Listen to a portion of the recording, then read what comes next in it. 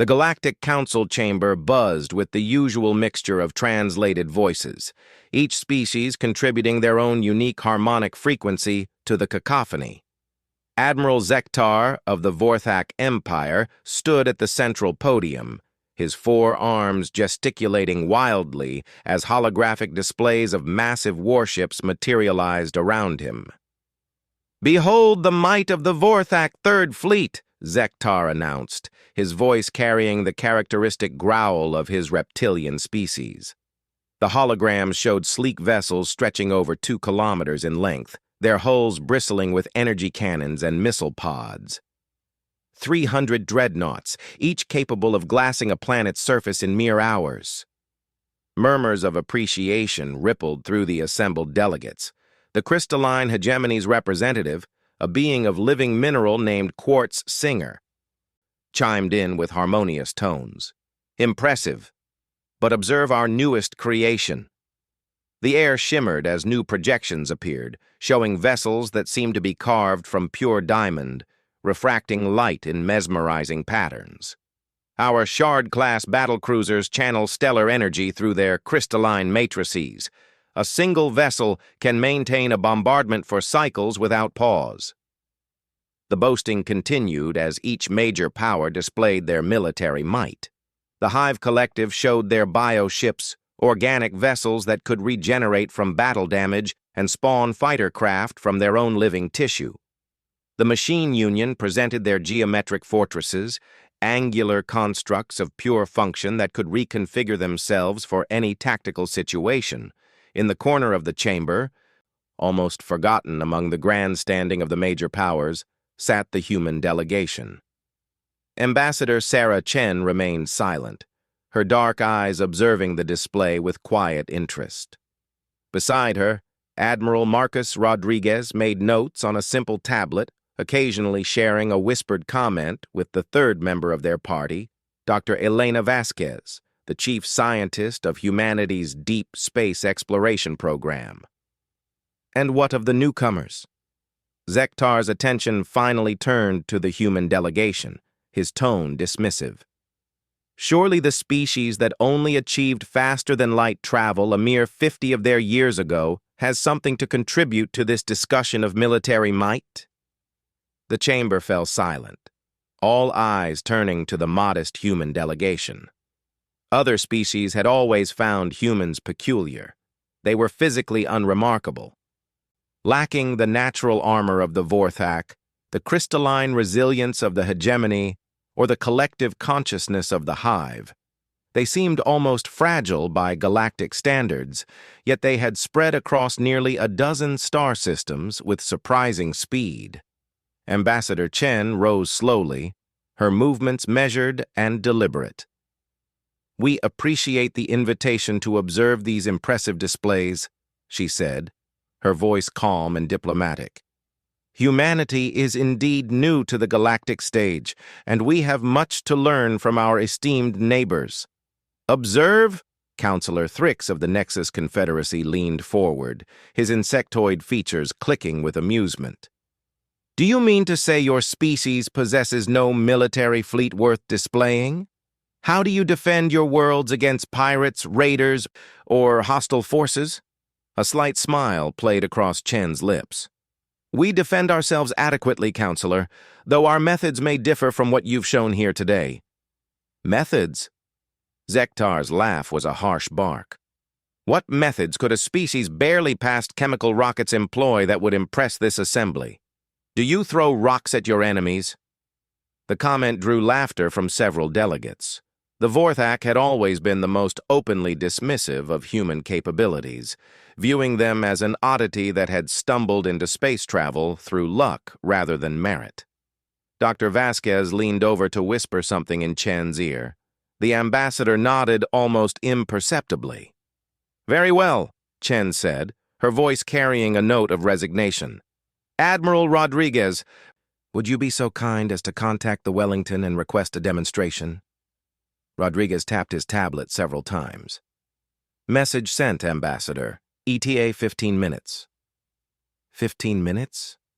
Quartz Singer's harmonics carried confusion.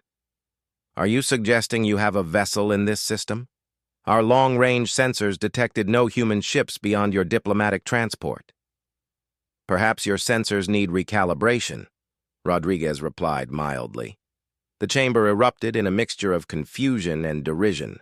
Several delegates began speaking at once, their translated voices overlapping in a chaos of skepticism and amusement. Zektar slammed one of his massive fists on his console. Enough!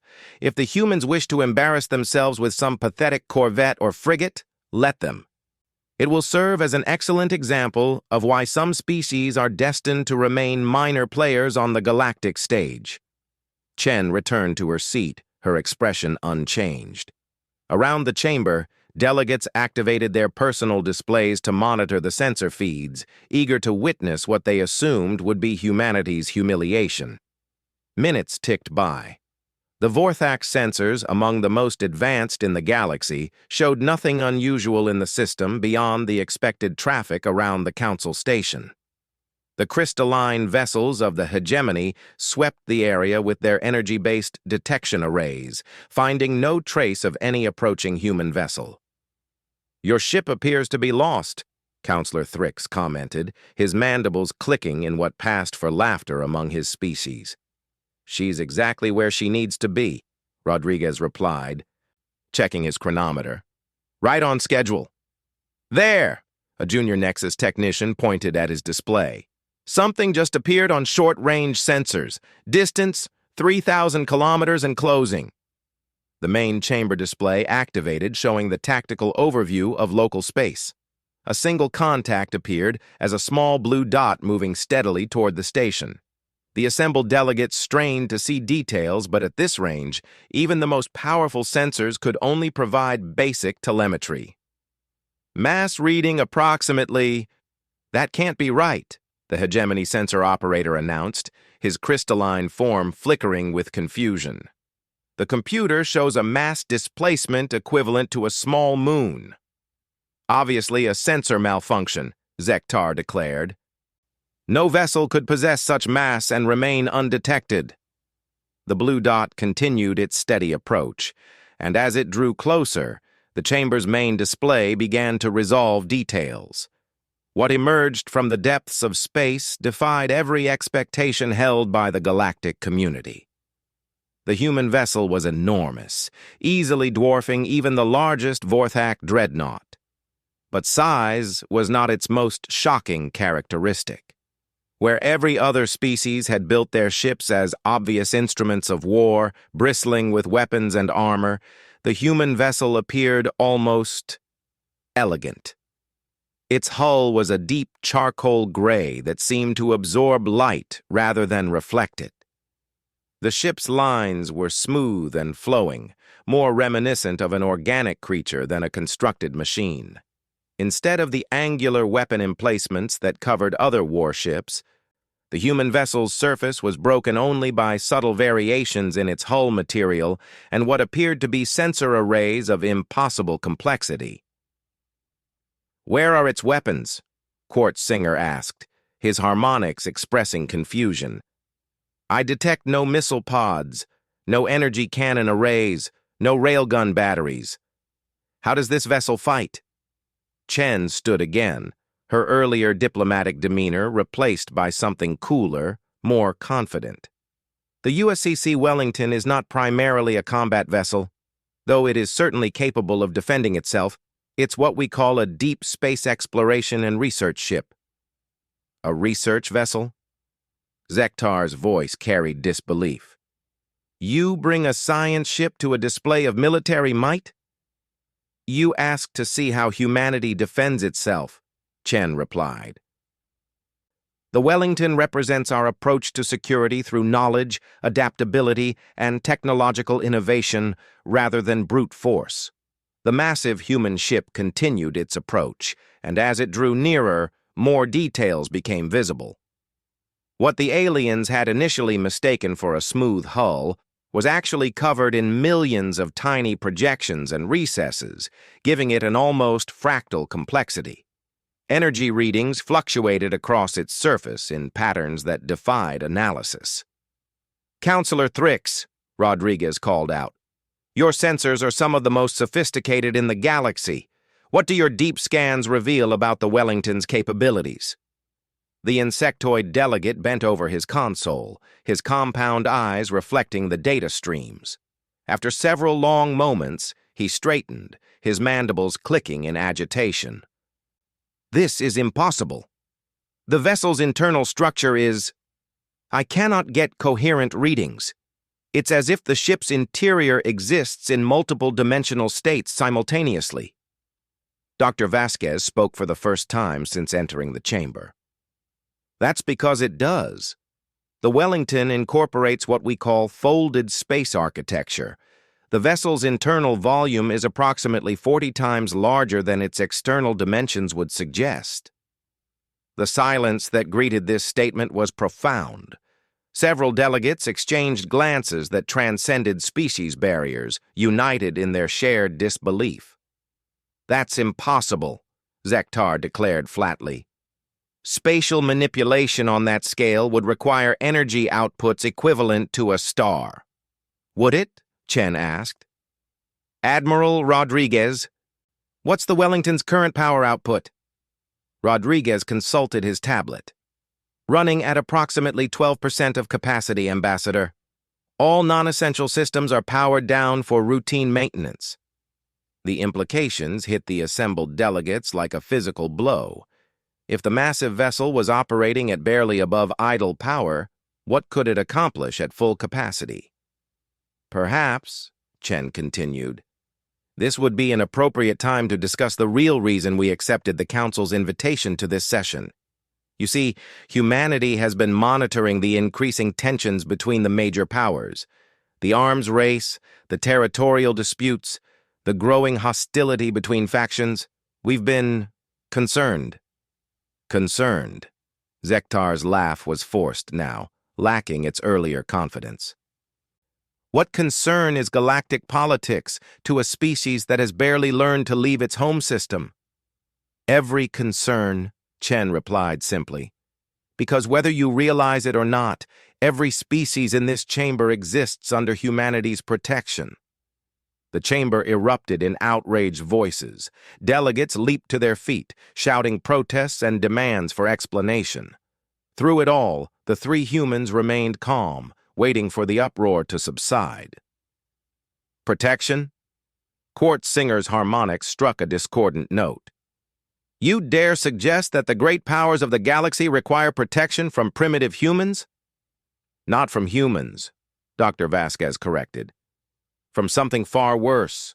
Something that humanity has been fighting in the dark spaces between stars while you've all been here, safely within the boundaries of known space, playing your political games." The Wellington had come to a stop precisely 1,000 kilometers from the Council station, close enough for detailed observation, but far enough to avoid any appearance of threat. On the chamber's main display, the vessel hung motionless against the stars, its dark hull seeming to drink in the light from the system's primary star. "For the past 30 years, Rodriguez continued, humanity has served as the galaxy's early warning system and first line of defense. Every probe ship that vanished in the outer rim, every colony that went silent beyond the frontier, every unexplained energy signature detected in deep space. We've investigated them all." "And what did you find?" Counselor Thrix asked, his earlier amusement completely gone. Chen's expression grew grave. "We found that the galaxy has visitors. Ancient, hostile, and utterly inimical to biological life. They've been probing our defenses for decades, testing our responses, learning our capabilities." "Why should we believe any of this?" Zektar demanded. "You show us one ship, make wild claims about spatial manipulation and secret wars. Where is your proof?" "The proof," Chen replied, "is that you're all still alive, still arguing about territory and trade routes instead of fighting for your very existence. The only reason the major powers haven't detected these incursions is because humanity has been intercepting and neutralizing them before they could penetrate core galactic space." The chamber fell silent as the implications of her words sank in. If the humans were telling the truth, then everything the galactic community thought they knew about their own security was an illusion. Even if we believed this fantastic tale, Quartz Singer said slowly, what makes humans so uniquely qualified to detect and defeat these supposed ancient threats? Dr. Vasquez smiled, and for the first time since entering the chamber, she looked genuinely pleased to be there. Because we're not like you. Every species in this chamber evolved on worlds within the galactic disk, in systems rich with heavy elements and complex gravitational interactions. You build your ships the way your minds work, complicated, structured, predictable. She gestured toward the image of the Wellington on the main display. Humanity evolved on a world at the galaxy's edge, in a system so simple and isolated that we learned to think in ways that apparently never occurred to any of you. We don't see the universe as a collection of separate, manageable pieces. We see it as a single, interconnected whole. What does that mean in practical terms? Rodriguez asked rhetorically.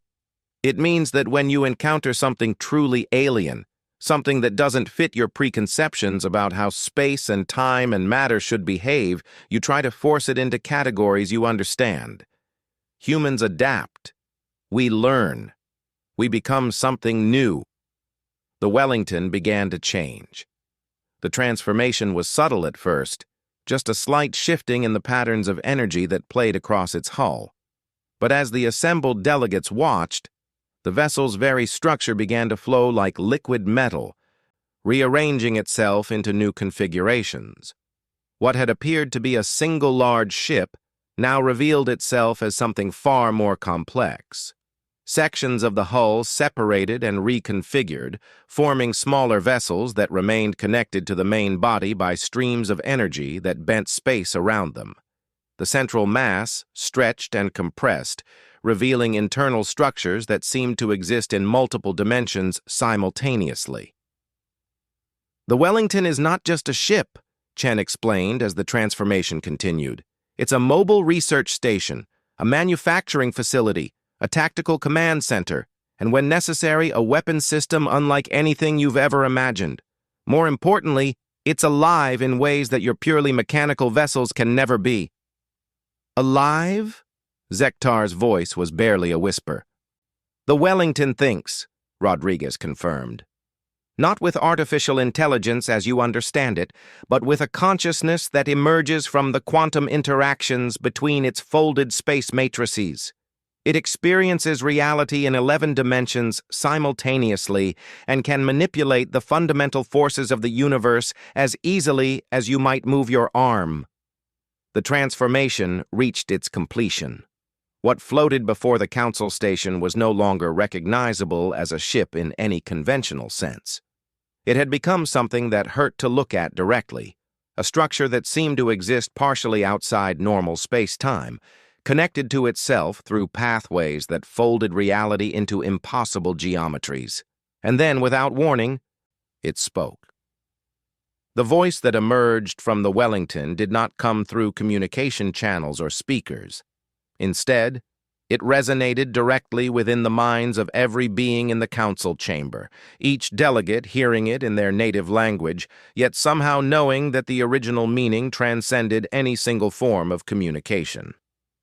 Greetings, children of the galaxy, the Wellington said, its tone carrying warmth, ancient wisdom, and something indefinably alien. I am Wellington, named for a human military leader who understood that the greatest victory is preventing war altogether. I have watched over your civilizations for 37 of your years, though my subjective experience of time is quite different from yours. Panic erupted in the chamber. Several delegates dove for emergency communicators, trying to contact their home fleets. Others activated personal shields or defensive systems, though none of their technology seemed to respond properly in the presence of the transformed vessel. Please, Wellington continued, its voice cutting through the chaos with gentle authority. There is no need for alarm. If I intended harm to any of you, your fleets would have ceased to exist long before this moment. I am here to inform you of a threat that approaches and to offer alliance in facing it." Ambassador Chen stepped forward, her composure unshaken by the cosmic entity that her species had somehow created or encountered. "Wellington has been monitoring long-range quantum disturbances for the past several months. Something is coming toward galactic core space, something that makes the dangers we've been fighting in the Rim territories look like minor inconveniences." "Impossible," Zektar protested, though his earlier arrogance had evaporated entirely. "Our deep space monitoring networks would detect any major threat light years before it reached populated systems." "Your monitoring networks," Wellington replied, and now there was a note of something like amusement in its impossible voice, "are designed to detect matter and energy traveling through normal space-time. What approaches does not limit itself to such conventional methods of travel." The main chamber display shifted, showing what appeared to be empty space between galaxies. But as Wellington adjusted the sensors to frequencies beyond anything the gathered species had imagined possible, structures began to emerge from the apparent void. They were enormous beyond comprehension, geometric shapes that seemed to be constructed from crystallized space-time itself. Each structure was easily the size of a solar system, and there were dozens of them, moving in perfect formation toward the Milky Way galaxy. "The architects," Wellington explained as the delegates stared in horror at the approaching fleet. "They are older than your civilizations, older than most of the stars in this galaxy. They traverse the universe, seeking out regions where biological life has achieved technological sophistication. When they find such regions, they reshape local reality to serve purposes you could not comprehend." Dr. Vasquez stepped forward, her scientific training allowing her to maintain focus even in the face of cosmic horror. "We've encountered their scouts and probe vessels in the Outer Rim. They don't destroy biological life so much as edit it, reshape it into forms that serve their incomprehensible purposes." "What kind of forms?" Counselor Thrix asked, his mandibles clicking nervously. "Imagine," Wellington replied. "Every living being in the galaxy transformed into a component of a vast machine designed to harvest the quantum foam that underlies reality itself. Your consciousness would remain intact, but your existence would serve only to process cosmic background radiation for entities whose thoughts operate on timescales measured in galactic rotations." The silence that followed was absolute. Every delegate in the chamber understood that they were facing something beyond any previous threat their civilizations had encountered. "But why are you telling us this now?" Quartzinger asked, his crystalline form flickering with patterns of distress. "If these architects are so powerful, what hope do any of us have?" "Because," Ambassador Chen replied, "humanity has learned something about them that they may not realize we know. They have a weakness, one that our unique perspective and technology might be able to exploit." Admiral Rodriguez activated his tablet, and new data began flowing across the chamber's displays. The architects exist primarily in dimensions beyond our normal three-dimensional space. Their power comes from their ability to manipulate higher-dimensional structures that most species can't even perceive, let alone affect. "But humans can," Wellington added, "not through any natural ability, but through technology that evolved from our peculiar understanding of reality. Ships like myself, structures that exist in folded space, can operate in the same dimensional ranges where the architects are most vulnerable." "You're proposing war against entities that reshape reality itself," Zektar said, his voice hollow with despair. "Even if your claims about human technology are true, how could any force stand against such beings?" "Not war," Chen corrected.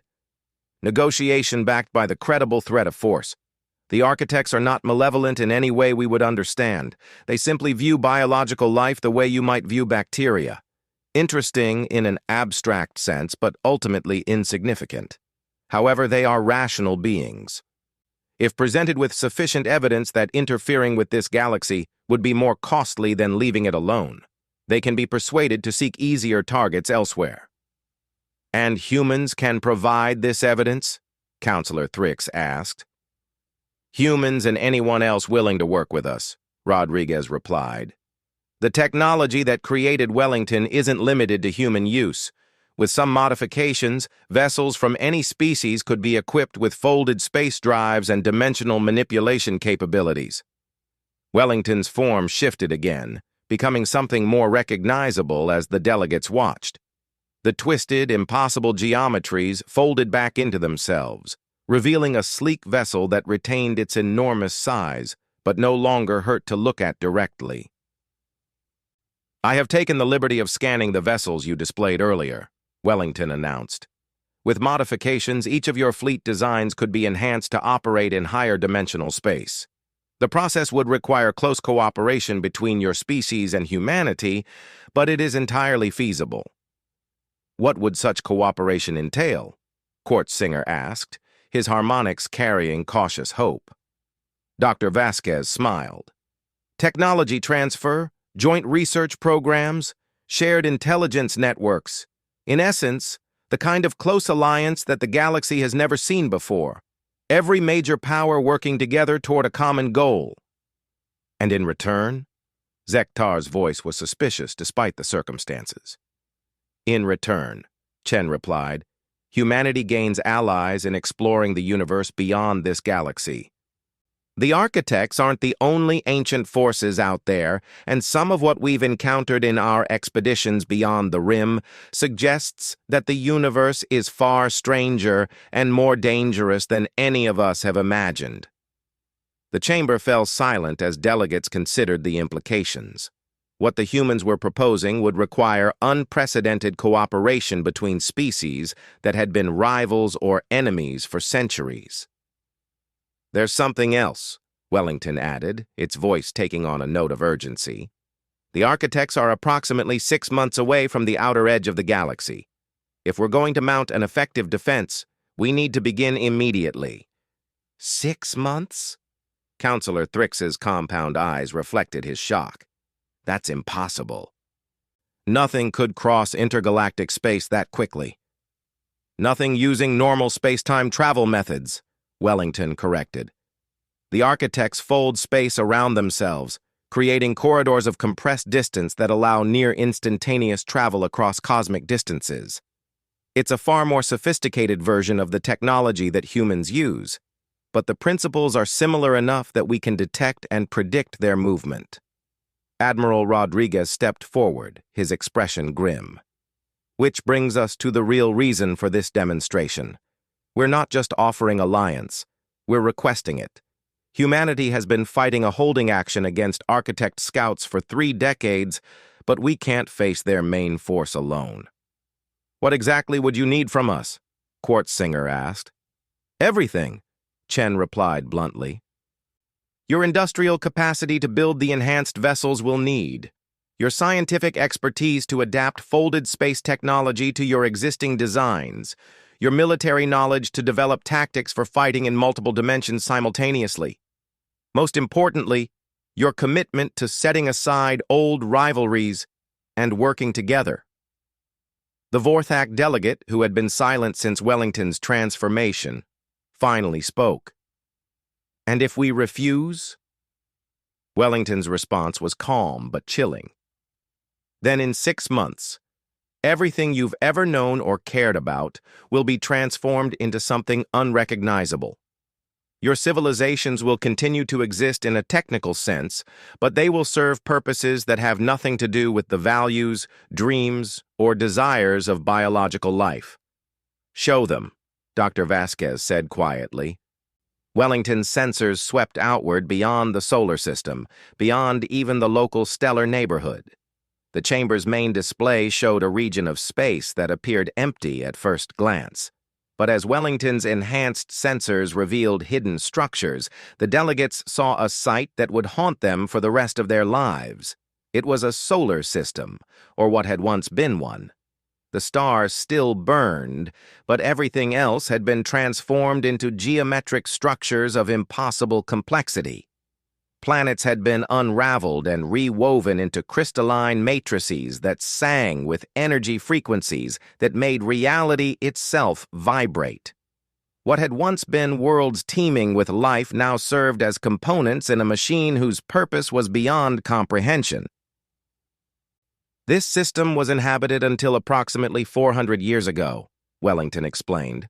The species that lived here achieved interstellar flight roughly 2,000 years before their encounter with the architects.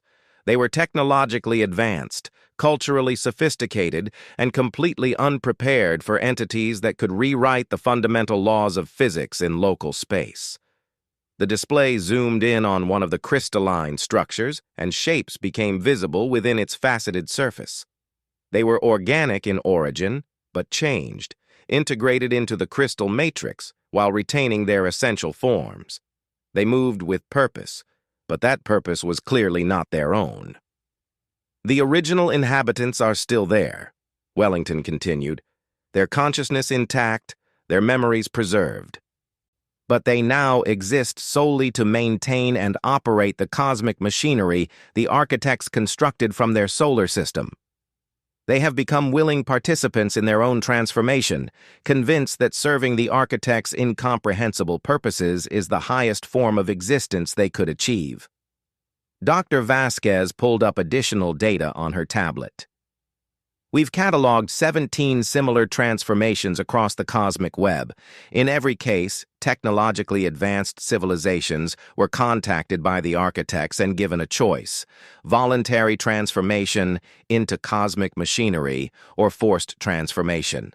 None ever chose resistance. Why not? Zektar asked, his voice barely above a whisper. Because until now, no one has ever possessed the technology to make resistance possible, Chen replied.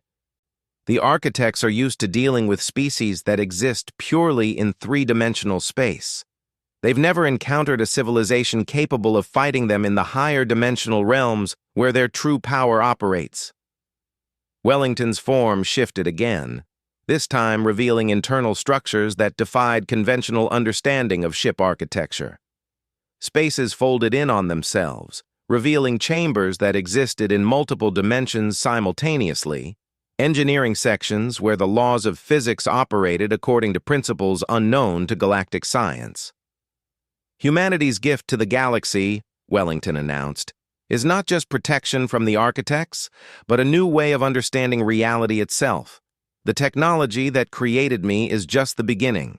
With full cooperation between all major powers, we could develop capabilities that would make us not just immune to architect transformation, but able to explore realms of existence that no purely three-dimensional species could ever reach.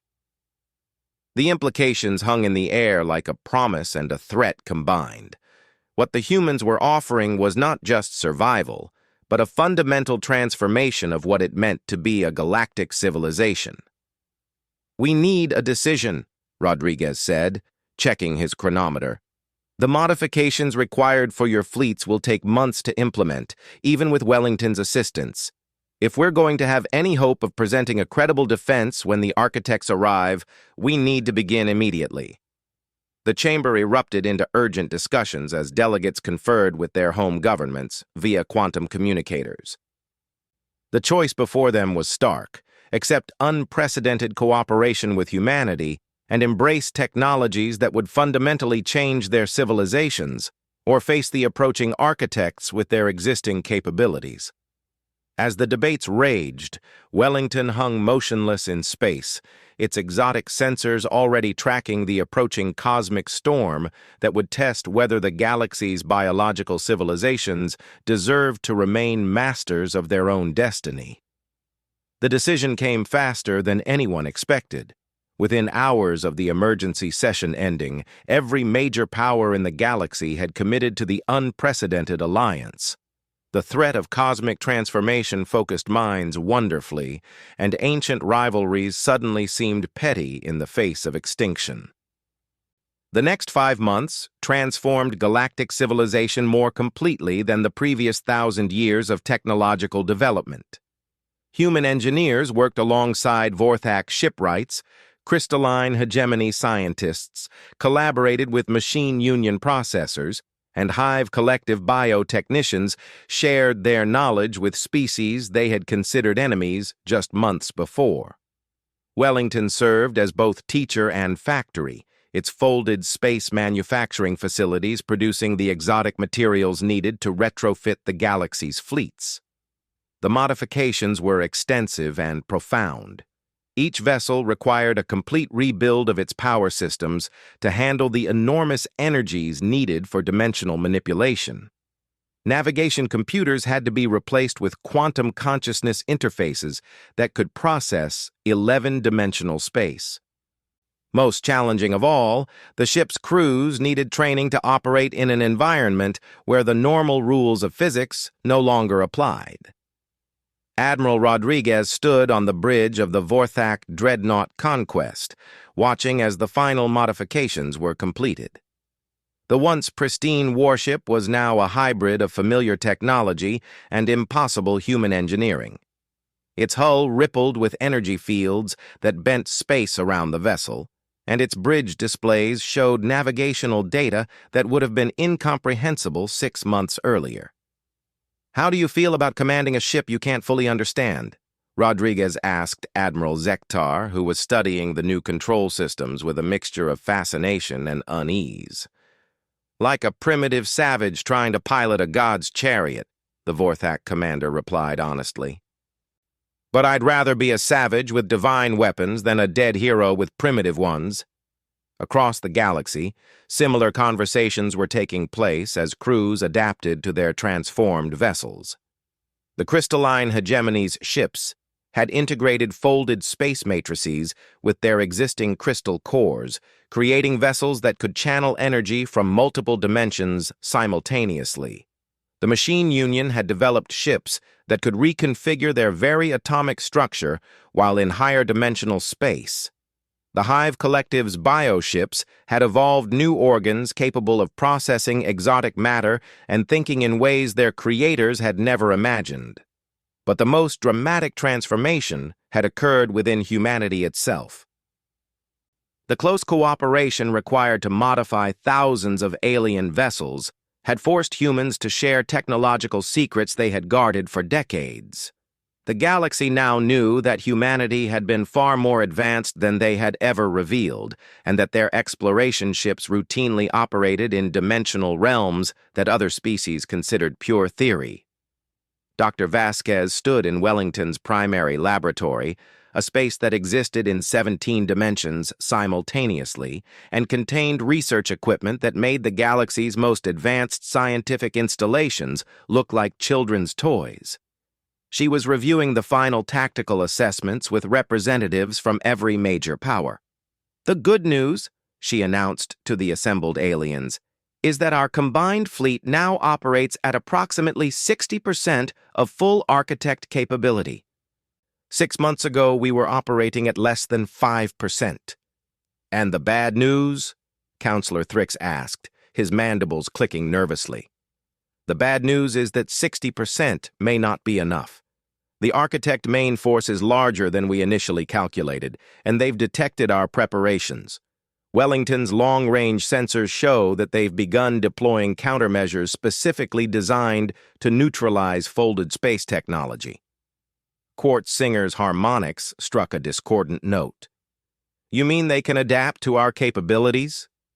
"They're older than our galaxy," Ambassador Chen replied from her position near the dimensional plotting table.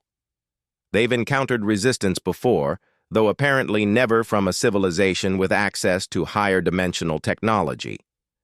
The modifications they're making to their approach suggest they're taking us seriously as a potential threat." "Is that good or bad?" Zektar asked.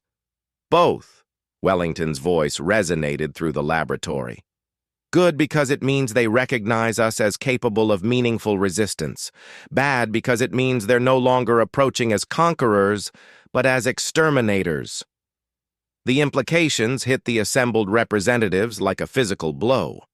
The architects had apparently decided that the galaxy's biological civilizations were too dangerous to be allowed to continue existing, even in transformed states. "So what are our options?" Rodriguez asked. Dr. Vasquez manipulated the dimensional display, showing the approaching architect fleet and the galaxy's defensive positions. "We have three possible strategies. First, we could attempt a direct confrontation using our combined fleets to engage the architects in higher dimensional space." "What are our chances of success?" Counselor Thrix inquired. "Approximately 15%, Wellington replied bluntly. "The architects have spent millions of years perfecting their technology. Even with our recent advances, we're essentially Stone Age primitives fighting a modern military force." "Second option?" Zektar demanded. "We could attempt to negotiate," Chen said.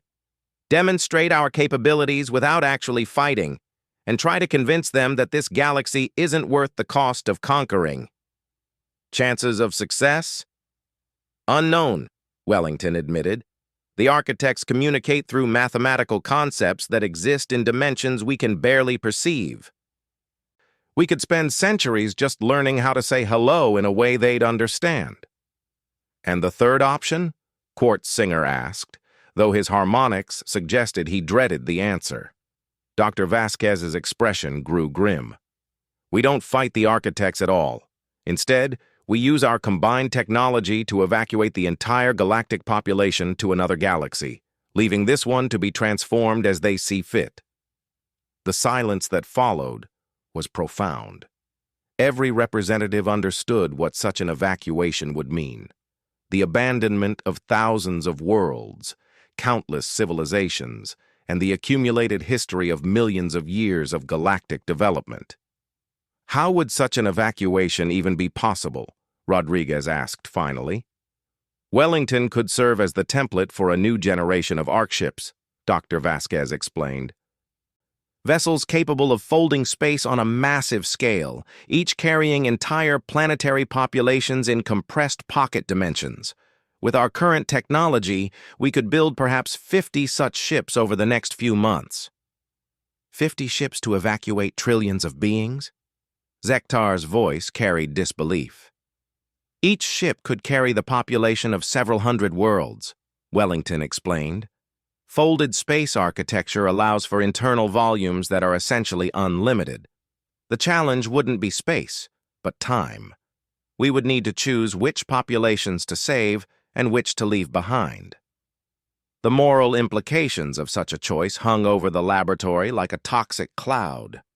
Every representative present understood that they would potentially be deciding the fate of entire species based on criteria no civilized being should ever have to contemplate.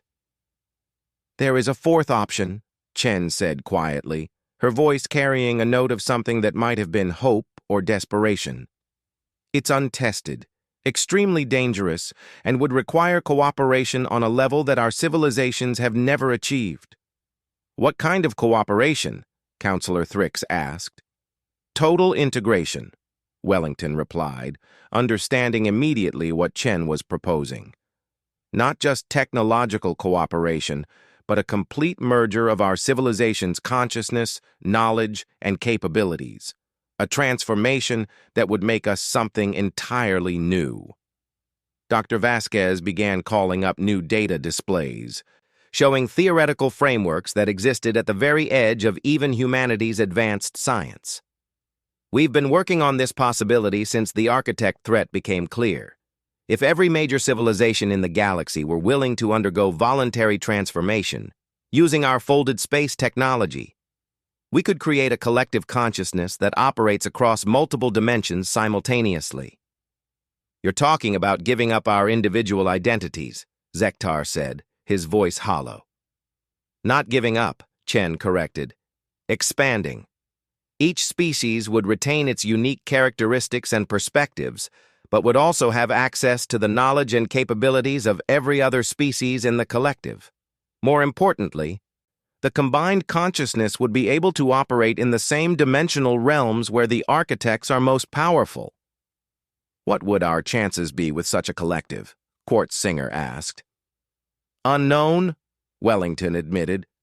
Such a consciousness would be something entirely new in the universe. It might be powerful enough to not just resist the architects, but to transcend them entirely. Or it might collapse under the weight of its own complexity within minutes of formation. The laboratory fell silent as each representative contemplated the choice before them. Fight with minimal chances of success, flee and abandon their homes, or undergo a transformation that might destroy them as surely as architect intervention would. "How long do we have to decide?" Rodriguez asked. "The architect fleet will reach the galactic rim in 18 hours, Wellington replied. "If we're going to attempt the consciousness merger, we need to begin within the next 6 hours to have any hope of completion before they arrive." Dr. Vasquez stepped forward, her expression resolute. "I should point out that humanity has already made its choice. We've been preparing our population for voluntary consciousness merger since this possibility first emerged. If the rest of the galaxy chooses differently, we'll understand. But we won't face the architects as we are now."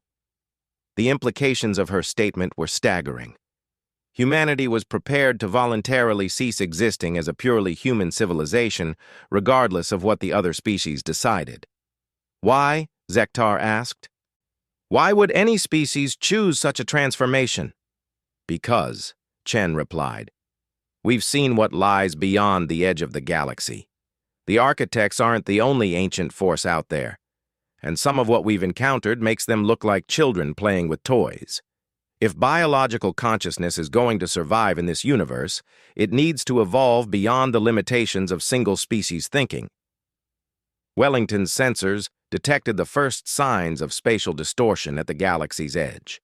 The architects had begun their final approach, bending space-time around their massive structures as they prepared for what they clearly expected to be a simple transformation of another backward biological civilization. "Time's up," Wellington announced. "The architect Vanguard has entered galactic space. We need a decision now." The representatives looked at each other across species barriers that had defined galactic politics for millennia.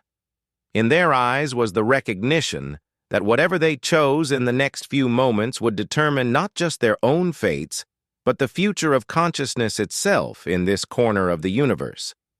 One by one, they began to speak their choices, each decision echoing across quantum communication channels to their home governments and ultimately to every citizen of their civilizations. The die was cast, and the galaxy would either transform itself willingly or be transformed by forces beyond its comprehension. In the space between stars, reality itself began to shift as ancient powers prepared for a confrontation that would reshape the very nature of existence in the Milky Way galaxy. The age of separate species was ending, and what would emerge from the cosmic crucible ahead would be something the universe had never seen before. The final battle for biological independence was about to begin, but it would be fought not with weapons or fleets, but with the collective will of an entire galaxy to determine its own destiny among the stars.